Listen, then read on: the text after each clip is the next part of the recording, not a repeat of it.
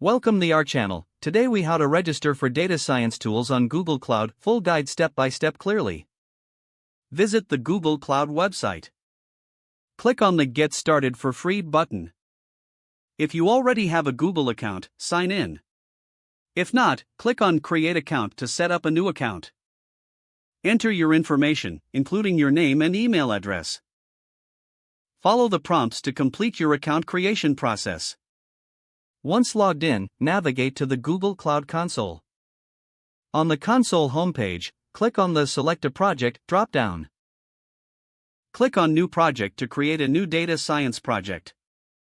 Name your project relevant to your data science initiative. Select an organization if applicable, then click Create. After the project is created, ensure it's selected in the drop-down. In the left menu, find and click on APIs and Services. Search for the relevant data science tools, such as BigQuery or AI Platform. Click on each tool and then click the Enable button. Next, navigate to the IAM and Admin section in the left menu. Select Service Accounts to create a new service account. Click on Create Service Account and enter a name and description.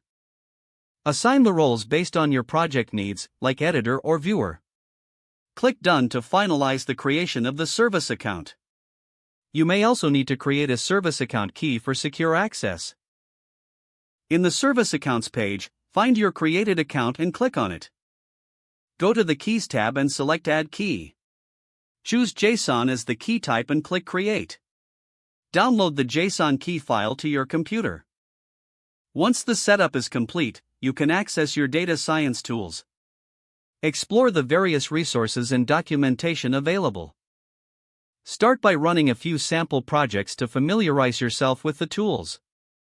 Utilize the Google Cloud Community Forums for additional support and insights. Begin your data science journey on Google Cloud with confidence. If the page does not load, refresh the browser or try again in a private or incognito window. Make sure you are using the correct email address, then retype it carefully to avoid small typos. Don't forget to like this video and subscribe to our channel for more step-by-step tech guides.